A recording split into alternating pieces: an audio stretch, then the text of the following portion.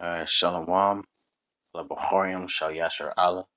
Shalom, Labochorium, Shal Yasher Allah. Shalom, Labochorium, Shal Yasher Allah. Alright, first and foremost, gotta give all praise unto Yahweh, Ba'ashem Yahweh Shai, Ba'ashem Kwadash Rakah. All praises are indeed due. Um, and I want to give a double, double honors to the apostles of GMS, Great Millstone, who do indeed rule well. And a hearty salutations to all you Akimate that's pushing the truth and sincerity and charity. Now, without further ado, I'm just going to go straight into it because, this is a time of great prophecy. And right now, one of the core things we need to be focused on is what's getting ready to happen. You know what I'm saying? And a lot of what you're seeing right now, especially in the world, like the scriptures say, there's nothing new under the sun. I just wanted to kind of focus on this whole thing of bread and circuses, you know what I'm saying? Because here in Philly, you already had the Super Bowl championships where the Eagles won. And you're talking about having a whole parade where they shutting down the school and all this other stuff. Not anybody that knows anything about bread and circuses, especially the history. One of the things you got to remember is that bread and circuses was really created to keep the people placated. You know what I'm saying? To keep the people like distracted and um out of touch with their different worries and things, because as you already know, you know what I'm saying, when people started asking questions, especially back in ancient Rome, like whenever citizens start seeing certain things that just don't feel right and that don't seem right in their eyes, they asking questions, they're demanding an answer to questions, in the government, you know what I'm saying, these devils that rule, they already know, listen, this massive force is so large. These people are so many that they'll overwhelm us, man, if they allow us. So this was the whole point of bread and circuses, without, you know what I'm saying, in a nutshell, to keep the masses under control, docile. You see what I'm saying? So this right here is an article from The Hill. It's called "Bread and Circuses Could Strike Down America Like It Did Rome," and it indeed did. And here's a little bit of the info right here. I'm going to put the link to this in the description of this video. It says the use of propaganda for diversion to an altered state of reality that is defined by the politicians and the political parties is not new. We've even observed this concept of diversion in antiquity. Okay, Will loading in bread and circuses for the masses, not just ancient Rome, describes the Roman government policy as emperors in the latter stages of the empire used both free bread and other food and free entertainment to placate the large number of people who were otherwise poorly served by their government. I just briefly explained that. Why do you think nowadays when you go to certain places you have these sales on where food, especially food, really doesn't cost all that much? Like if you really pay close attention to as far as sales and things of that nature, that, why do you think food especially is so cheap? Okay. It all goes back to bread and circuses, man. And the stuff that you buy, you know what I mean? It's like is legitimately engineered to slow you down in many ways. Since it's designed to kind of make you feel like, well, damn, you know, can't really do too much.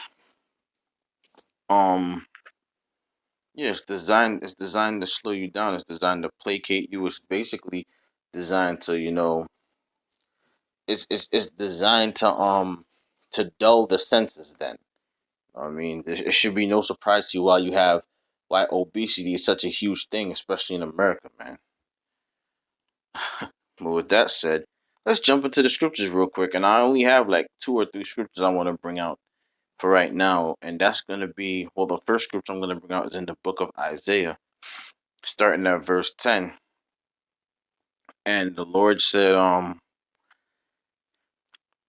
make the heart of this people fat, Slakia, let me start back up again. Isaiah chapter 6 and verse 10, and it reads, "Make the heart of this people fat, and make their ears heavy, and shut their eyes, lest they see with their eyes, and hear with their ears, and understand with their heart, and convert and be healed." Now that's talking about the two-third. Okay, the Lord doesn't want the Lord basically casted out two-thirds of the nation of Israel. Only for right now. In the kingdom they're gonna understand and know who they are. You know what I'm saying? In the kingdom they're gonna get back their heritage, but on this side they have to be destroyed first. And I'm gonna prove it in the next verse. Then said I, Lord, how long? And he answered, until the cities be wasted without inhabitants. So what is that talking about? That's talking about the destruction that's getting ready to come to this place. And the houses without men, and the houses without man, and the land be utterly desolate. And according to the scriptures, you see what I'm saying?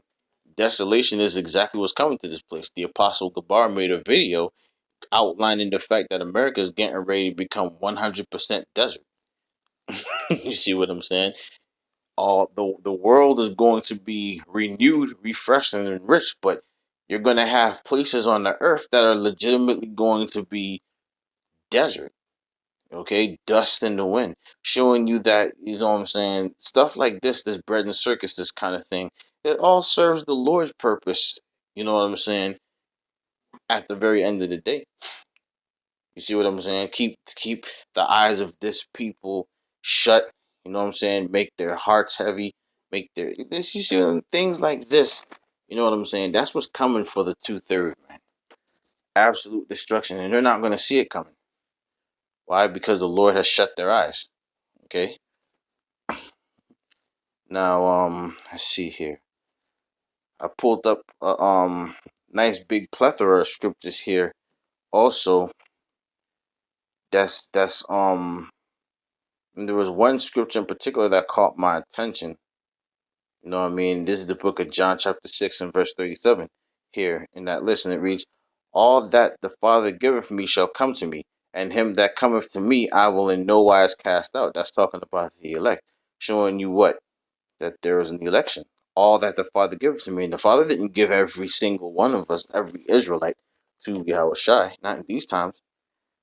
Okay? And there's only an election.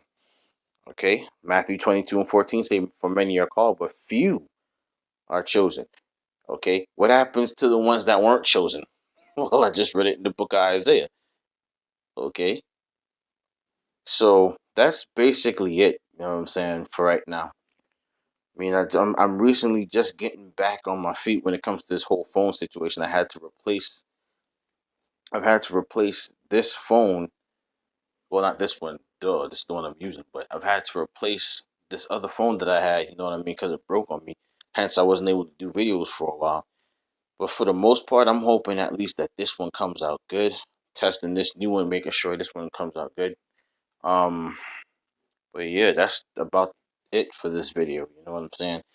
Um, all this bread and circuses nonsense, all these football and TV. Why do you think entertainment? Why do you think the entertainment industry is so lucrative? Why do you think there's so much, you know what I'm saying? Why do you think there's so much demand for singers? There's so much demand for rappers. There's so much demand for sports players. Why do you think they actually have scholarships and schools built for that kind of nonsense? Because at the end of the day, it's meant to keep the people completely docile and foolish. You feel what I'm saying? And as it was in the beginning, so shall it be in the end. You feel me? So with that, I'm gonna end this video here. All right, just a quick short tidbit, you know what I'm saying? Hope you were edified by it, and for now, I say shalom.